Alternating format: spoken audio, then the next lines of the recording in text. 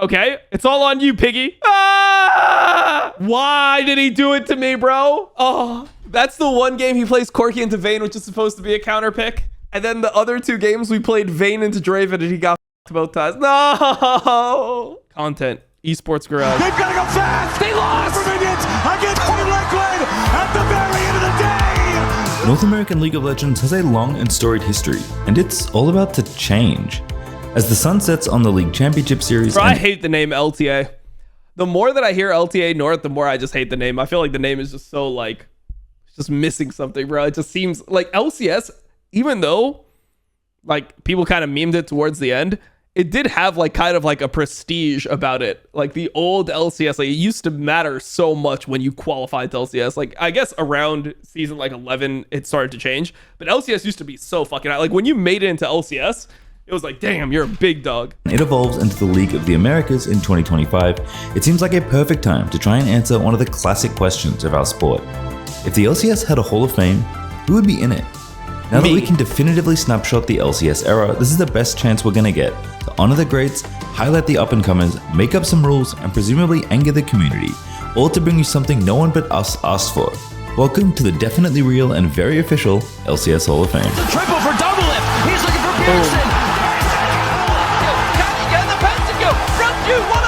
It's gonna be the pentakill! And the last vestige of Korea has been destroyed! Wait, did he say the last fisting of Korea?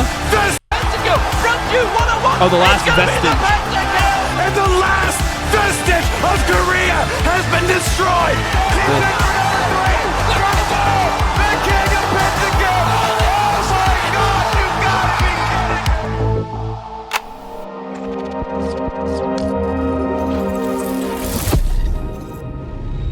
People just like the LEC name change when it happened too. Just give it time. I mean, people will get used to it, but I don't think people really like think LEC is a great name now. Professional leagues around the world have a Hall of Fame, with North America being no exception.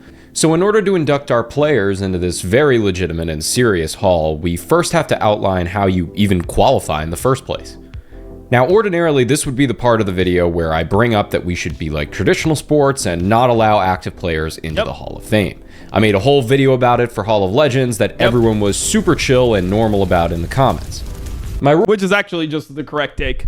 Active players shouldn't be in the Hall of Fame. That's how it is in every sport. It's the Hall of Fame is to remember players after they retire. That is the idea of the Hall of Fame. It's like this player, like, just so that they're not forgotten, so that history preserves them. That is the idea of a Hall of Fame. So like the idea, so for League, when they had Faker be like the first person inaugurated into the Hall of Fame, it's just like a ploy to sell skins, whatever, but it just feels weird because he's still actively playing. Like, you want to appreciate somebody's career after it's finished. You don't do it in the middle of the Hall of Fame, because the idea is that if you like started honoring players in like the middle of their careers, like, who knows what the credentials become later on, and it would just be like potentially like awkward if they have like a huge fucking fall off and they're just like inting and they're just like, oh well, I guess this doesn't count, like he ends up in the Hall of Fame anyway when he's active, like other active players surpass him. The rules in that video were no active players, and you need to have been retired for 2 years to be eligible. It's fine. That's how it is in real sports. That's completely normal. However, I acknowledge that this situation is a little bit different, since unlike the broader LoL esports landscape that's going to keep on trucking for years to come, the LCS is effectively over, meaning that we don't have to worry about someone unretiring and altering their legacy. The LTA is different enough to be considered a distinct entity. So we'll be removing the 2-year buffer and instead adding a rule that you need to have North American residency to be considered. This accounts for players that might have had excellent careers elsewhere and also had strong showings in NA, allowing us to focus solely on their achievements in the LCS. In our eyes, if you played long enough to meet the residency requirement, you've certainly done enough to be considered. Yep. Other than that, there really aren't any rules because, as we keep saying, we're just making them all up anyway. For this video, we're going to split our hall up into 3 distinct sections. The first one is your first class for the Hall of Fame, the retired greats who are effectively shoo-ins for their spots. This consists of all the names you typically think of, with a few additional legends of significance to make up our first class of 10. The next group are our first ballot Hall of Famers. These are players that are all but guaranteed entry once they retire, but are still active. Yeah, it literally happened with the 4x to 5x. I mean, who was the first person inducted into NBA Hall of Fame or basketball. It's all of basketball. So they had like the inventor of basketball. I mean, yeah, like I don't think that it has to be like the GOAT being the first person inducted to the Hall of Fame. Like I don't know why that's a thing. Like it doesn't mean anything against Faker if you just induct like a retired player.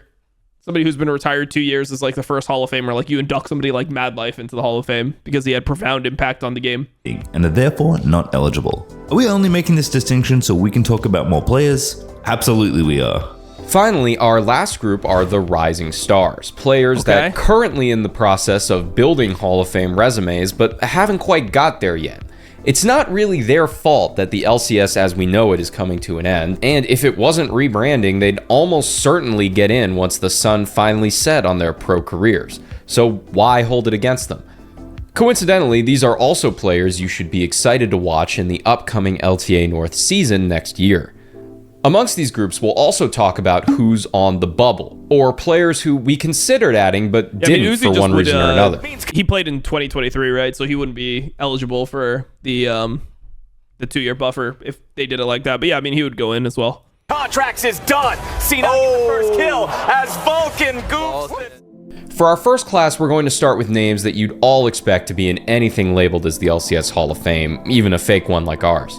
Doublelift, Bjergsen, Sneaky, Xmithie, Aframu, Wild Turtle, and Hai are, in our opinion, absolute slam dunk. Definitely. Let's see. Is there anyone else who I would say is like slam dunk Hall of Famer? I mean, the thing is, if you have like Sneaky, then I think you also have to have Meteos because they shared like the same career, right? Like they have the same accomplishments essentially. They played for similar amounts of time too.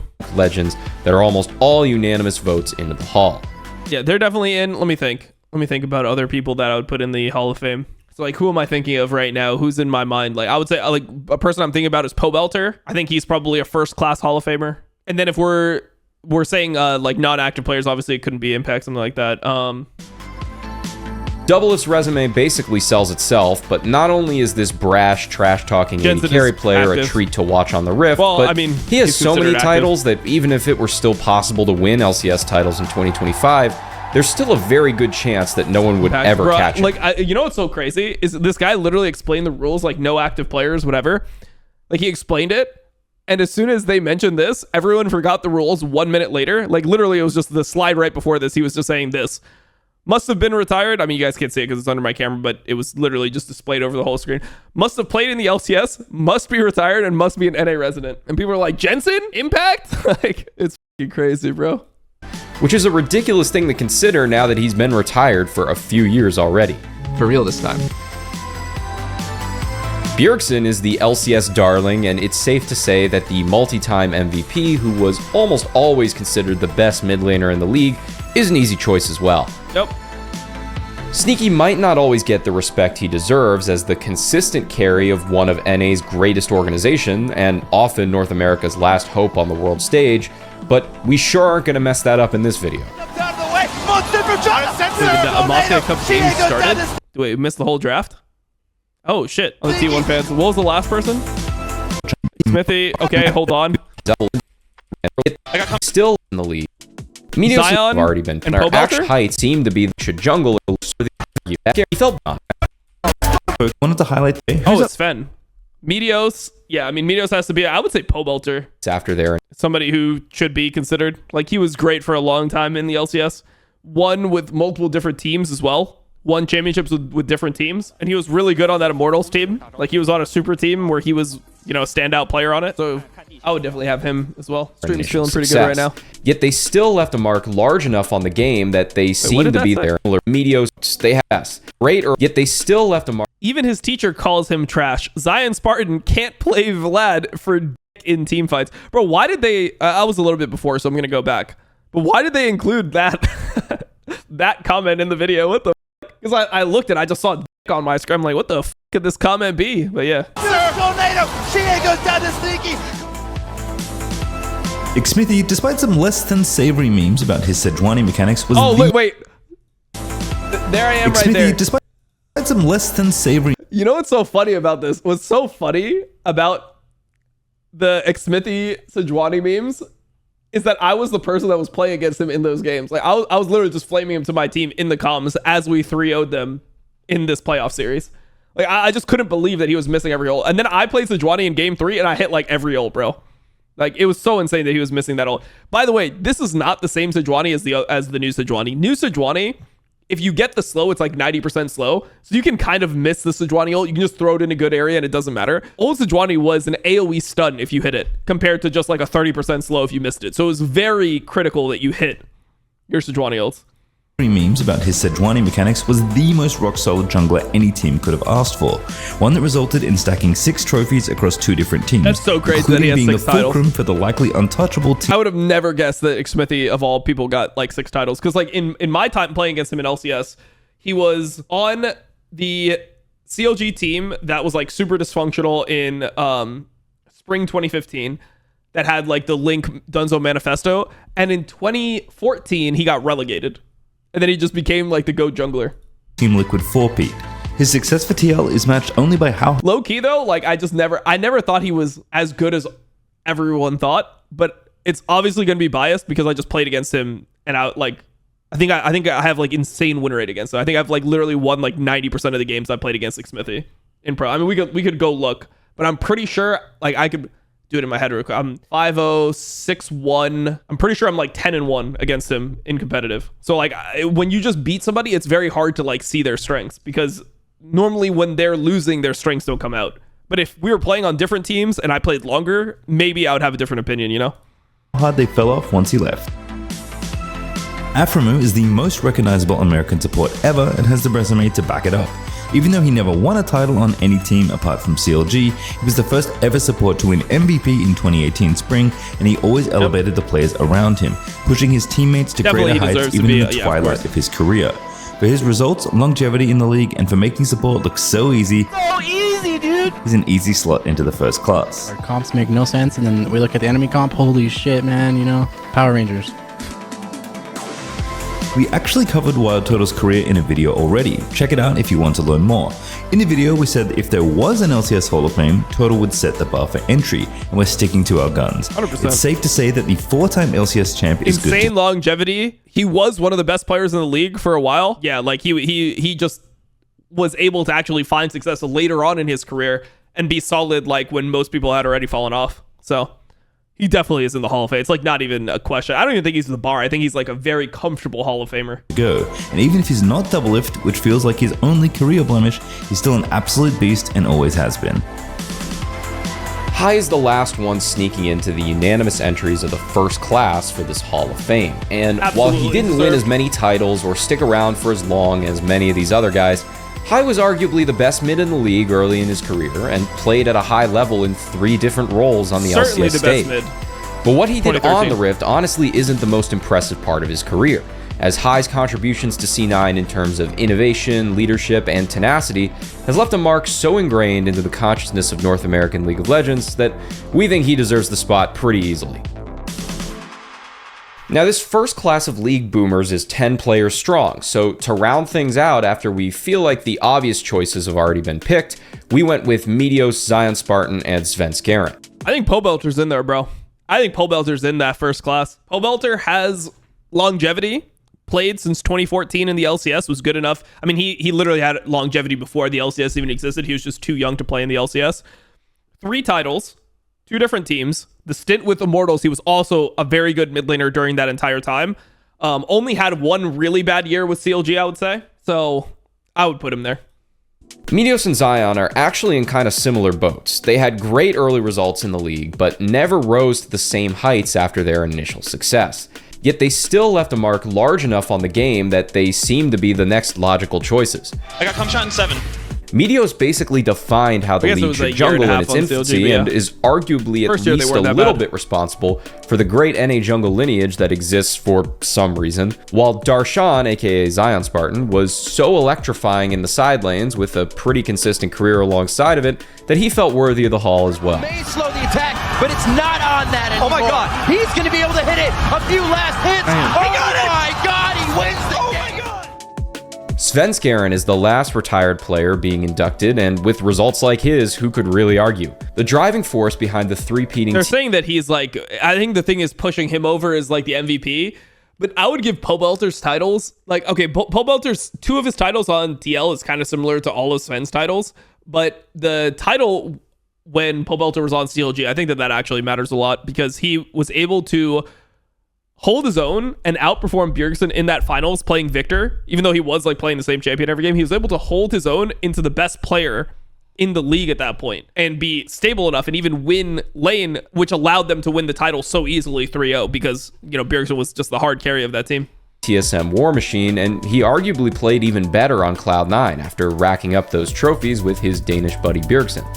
Svenskjaeren's gank timings, aggression, and overall sense of clutch was so undeniable that he felt basically unmatched during TSM's dominant era, and he didn't really have a fall off, to be honest. He just had to contend with the trophy-winning machine that was 2018 to 2019 Team Liquid.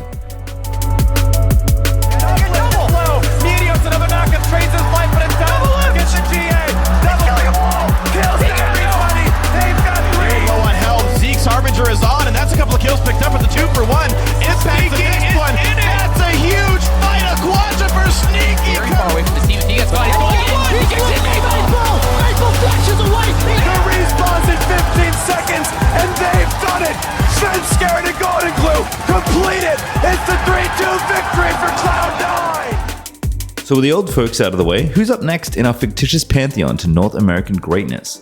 For these picks, we wanted to highlight the current active players that are guaranteed to make the Hall as soon as they retire. Is CoreJJ NA resident at this point? Okay, he's a NA resident.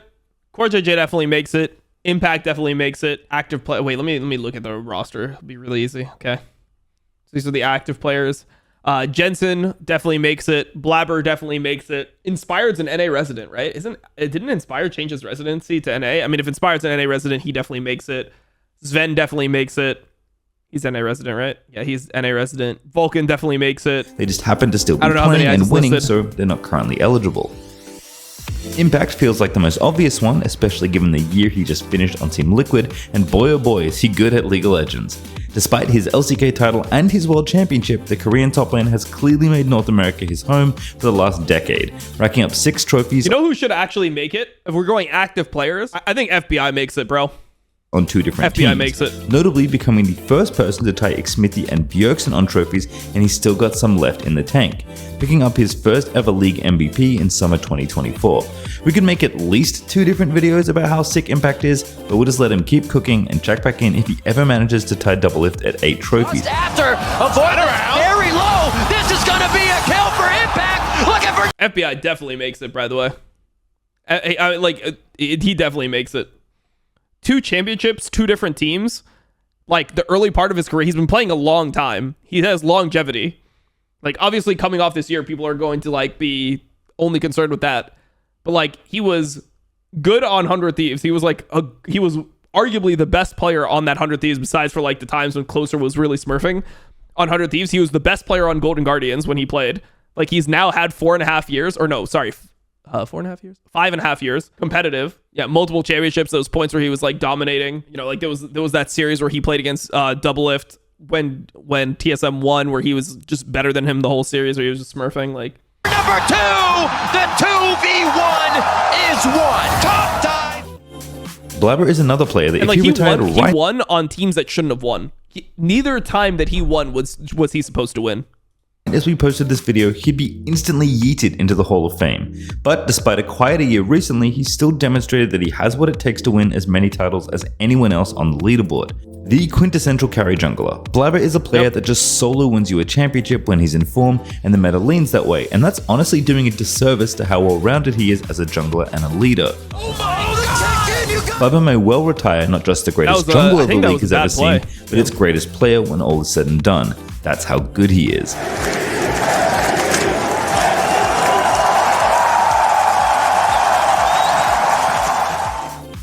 As good as Aframu was, it's going to be hard to find a support that's as good as CoreJJ in the LCS.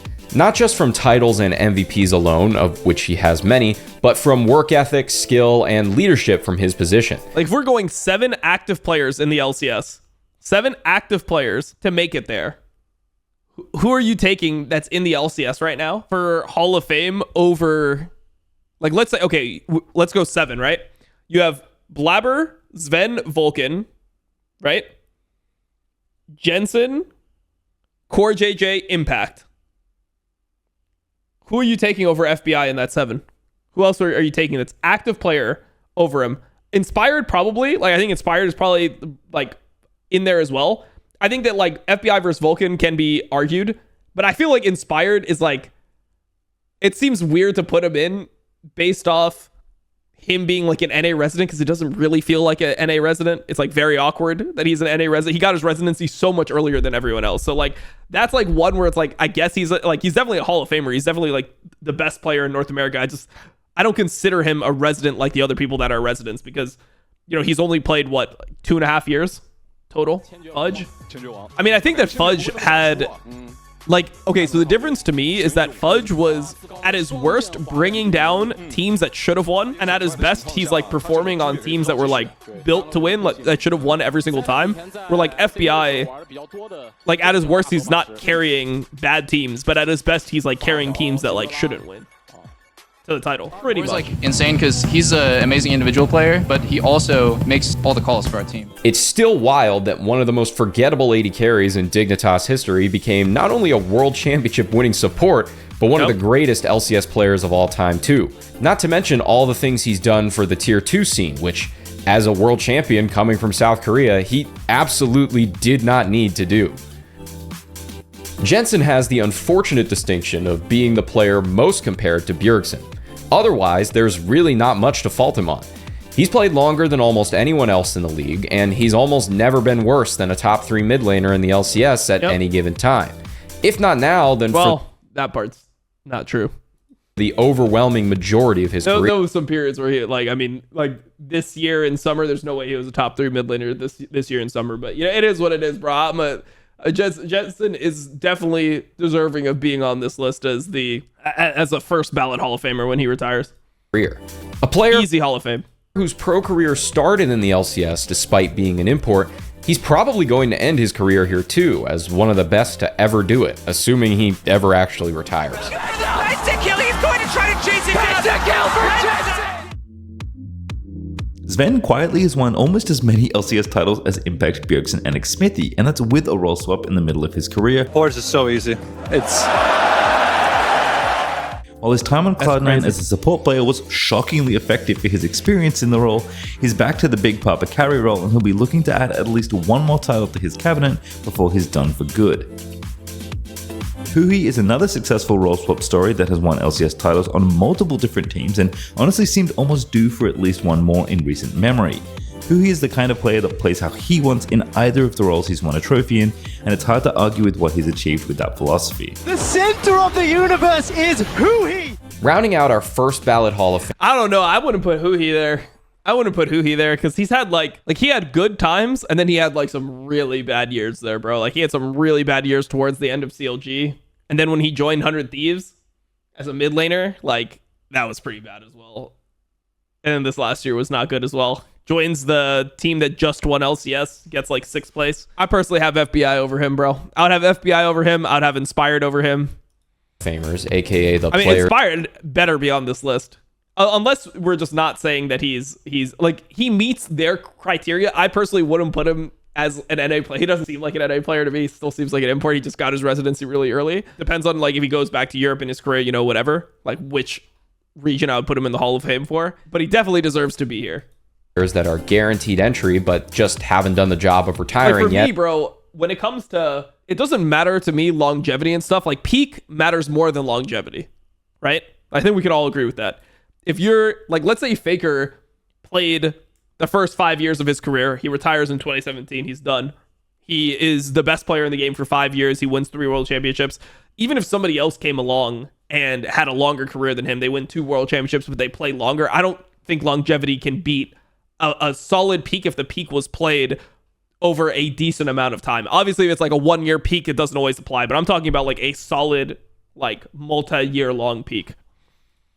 Is a player that might surprise you, not because he isn't deserving, but because he's been playing for such a small time. Okay, there it is. Inspired had an absolutely monster career. He can't outlast a peak. Albeit a short one in the LEC, and then decided that was apparently not good enough and outperformed himself and then some in North America. Apparently, the secret to winning an LCS title in a year or less is to hire Inspired as your jungler. His results and win rate are already Hall of Fame worthy, and at just 22 years old, he's not even close to done winning just yet. I played a game with Inspired and Comms. I just needed to play one game to know that he was hard carrying Evil Geniuses, especially the rookies, because like he makes every call for every lane the entire game. So with all our candidates locked and loaded for the grand opening of this ephemeral shrine to North American gaming, we still have to answer two important questions. Who didn't make it, and who is currently building their case? We'll start with the boys on the bubble, which includes a solid serving of both active and retired players. This isn't to say that none of these players couldn't ever make it into the Esports Garage NA Hall of Fame in the future, but just that we felt they hadn't quite cooked enough for various reasons. Santorin, despite his standout career, is held back by simply never winning more than one LCS title, even though he could lay claim to be the best jungler in the league more than once in his career. Santorin's story is one of constant heartbreak. Why did they show when he was on Coast? That was like the worst. That was the worst time to show. When it comes to LCS finals, despite making quite a few across the ages, he was just never able to convert one of them into another piece of silverware before retirement.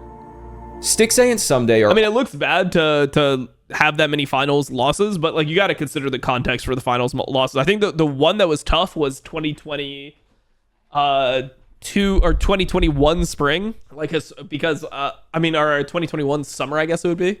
Was it spring or summer? Well, it was, like the spring one was the one where he didn't play when he had like the migraine. He had the migraine problem. The next year was the next year was the Bjergsen year. That one you can write off. But what are the other runner-ups? Because I mean, unless they're considering 2021 a runner. Okay, so he has the 2 with FlyQuest, the 1 in 2015 summer. That's 3. Then he has the TL 2021, I guess they're counting that. That's 4. What's the other one? Wait, I normally am really good at trivia like this. So now, I'm actually triggered. I'm looking at his career. What is the other one that I'm missing? Oh, the finals of 2021. Okay, finals of 2021 summer. I forgot that final, to be honest. Oh, that was when 103 brutally 3-0'd them. Oh, that's when Cloud9 had the fall off in 2021. Yeah, it makes sense. Also in a similar category, with Stixxay having a fairly consistent career after his breakout rookie win, and Someday having an... 5 runner-up? Wait, I got all 5, right? 2 TL, yeah. 2 TL, 2 FlyQuest, so he did 4 finals in a row there. 2 TL, 2 FlyQuest, 1 TSM, and then a 1 championship. Excellent career that was finally topped off with a trophy. It's weird to call him a runner-up, though, in spring where he didn't play. You know, like he didn't play the finals. For the end of it all. If either had obtained another bit of hardware after being tantalizingly close again, we might be having a different conversation, but they're on the outside looking in for now. Danny would have been an easy Hall of Fame choice if his career hadn't ended up being... He played like a year and a half. ...being cut so short, but it's still wildly impressive that he was responsible for at least 2 of the best plays in LCS history, despite really only playing in the top league for a year. Holy God, he's so damn good at this game! Jojo, I feel like he shouldn't have said at this game. Like, that was a beast call by Freak, but I think if he ended it like that's so damn good, I think it hits harder. Was in a similar boat, but instead of not playing anymore, he's there's no way playing in Europe instead. Hey, it's always weird when I watch these videos and I see myself. I think Jojo's definitely over Danny. I mean, and if you've forgotten already, this is FBI's over Danny for sure. A North American Hall of Fame. That being said, I look forward to Jojo's eventual introduction into the unofficial LEC Hall of Fame very soon. Speaking of... No way, Huni. No way, Huni. Korean-born... Huni's nowhere close, bro. Huni has absolutely... This is the first part of the video I'm disagreeing with. Like, I think FBI is in that conversation. I think Fudge is in that conversation. I think Vulcan is in that conversation. Like, they should be in this section. Yeah, those guys for sure. Arguably 2, depending on how high you rate his stock on T1's epic run in 2017. The problem is that for all of his accomplishments and personality, all of his highest highs have come outside of NA. While we love Huni dearly, he's not... I mean, he was good in Season 6. He was good in Season 8. Outside of Season 6 and Season 8, I don't think he was very good. ...eligible for the LCS Hall of Fame. The last 2 players on the bubble are interesting because... Season 9, he like peaked at the end. Because if we kept inducting people... Like, he got good towards the end, but yeah. Year over year, like a regular, real Hall of Fame that actually existed, we'd probably be talking a lot more about Vulcan and Bio. Dude, there's no way that we don't have Pobelter in this conversation? Pobelter's not in this conversation? We're throwing Huni in NA, where he never won. Like, you're only looking at his NA career. He never won. we have Pobelter, who's not in this when he has the longevity and he had like a really good fucking peak, like a top tier peak, like top 2, top 3 mid laners in the league for years peak, right? Also, he like giga performed in like some of the finals too. He was clutch when it mattered. How is Pobelter not in this discussion? How is Danny in this discussion? How is FBI not in this discussion? Like, come on, bro. Biofrost. Biofrost's career is quietly one of the best. They must have just forgot about Pobelter, because there's no way Pobelter is not in this discussion. Like, Pobelter to me is a first ballot Hall of Famer. With 4 LCS titles to his name before retiring. His resume sure looks like a Hall of Famer, but between the clout and achievements of Afromu and Core JJ, and the fact that a lot of people would attribute his success to the being on TSM thing, it's hard to make a case early for Biofrost's induction. Still, of all the bubble players, Bio currently has the best resume, and I don't think it's fair to ignore him entirely off of the basis of playing only with Bjergsen. What about this guy, bro? What about this guy? What about that Victor? Vulcan similarly is an active player with a suspiciously good looking resume, but it seems like the support pool is tough goings when it comes to being lauded in the hall. Thankfully, Vulcan is still playing, so despite some rocky moments in a career of primarily consistent excellence, it's likely by the time he retires, he'll have more than a big enough resume to make it in. That leaves us with the up-and-comers, the active players that are still building their legacies, but seem to be likely candidates. Pobelter has to be in there, bro. Pobelter has to be in there. It's for the future unofficial LCS or LTA or whatever you want to call it Hall of Fame.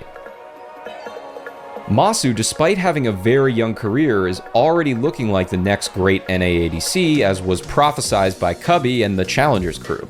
No amount of Canadian Wi-Fi can hold back a player that's gone from strength to strength, even against the best players in the world. He's a ways away from both making the Hall and retiring, but by the time that comes around, it'd be a shock if he didn't have the resume to back it up. Team Liquid's APA is also in the running as a player who's built his legacy off. Third one's gonna be Yeon, I guess. Off a ton of hard work, proving the doubters wrong and picking Ziggs at the perfect time. Jokes aside, APA has well surpassed the accusations of One Trick and seems to be the best new mid laner lined up to have a Hall of Fame level career. Not to mention his contributions to the culture of the LCS off the Rift. If you guys wanna trash talk, be as good as this guy. His ADC teammate Yeon also deserves a nod here, although he does have a couple problems that are as follows: A, the emergence of Masu, and B, the fact that he's played alongside Core JJ for his whole career. Not to mention that his mid laner is loud enough for the whole team combined, so Yeon's style of quiet overachiever both literally and figuratively makes less noise in conversations like this. And that's it for our exhaustive and extremely correct, objective and tangible unofficial LCS Hall of Fame. Even though we didn't miss anything and had only correct What are they saying? Pobelter is missing 100% for sure. Sorry, but it's criminal that Dyrus was in the first class over Dion Spartan. My man never missed a final, always went to Worlds. Wait, did he never miss a final? Yeah. He won how many finals? He won 3 finals, right? 2013 spring. Yeah, I guess Dyrus should be in the conversation. I mean, the thing is, he just doesn't have the longevity in LCS because he retired when I retired, right? opinions, your mileage may vary. You should provide your own 100% objectively correct opinions down in the comments below. Hey everyone. Real quick, I just want to take a minute to thank you all and announce that our very first video, the greatest run in LCS history about the C9 Gauntlet run, that video has been nominated for garbage video, bro. Garbage video about C9 beating me. What's the point of that, bro? Content piece. Why are we bringing that up 10 years later? The year at the League Awards by all of you. It's a fan vote, meaning that a whole lot of you must have wrote our name down if we made it up here against the likes of T1 and GB99. Now, I doubt we're going to win. This video is slated to go out on December 6th, and the awards ceremony itself is on the 5th, so I have no idea if that's going to happen, and voting will have long since closed, but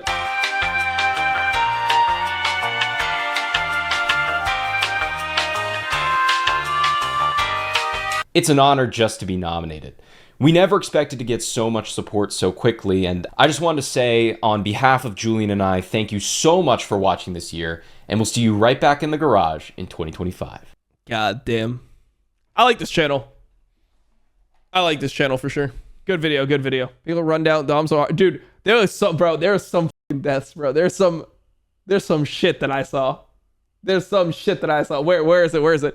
Game 3 TL. Oh, dude, I'm still not over it, bro. I'm still not over it. Just look at this shit, bro. I saw this recently. I don't know what video I saw this in. Look at this fight. Look at this fight. Wait, how do we play this? Wait, do I have a good ult here? Ah! I mean, it insta-kills high. Wait, is my ult good here? 5-man ult. Put it in the middle of them. I mean, I can't ult anywhere else. Orianna has flash. I think it's fine. It's fine. What does my AD carry do here? Watch my AD carry. Okay. All right, nice. It's all on you, piggy. Look at this motherfucker. Look at this. Look at this. Ah! Nah, I'm never getting over it. Why did he do it to me, bro? How come when he played with Faker, he just wins? And then when he plays with me, he does this shit, bro. Sneaky owned him, bro. No. Oh, that's the one game he plays Corki into Vayne, which is supposed to be a counter pick. And then the other 2 games we played Vayne into Draven and he got f***ed both times. No! Lost to a femboy. You.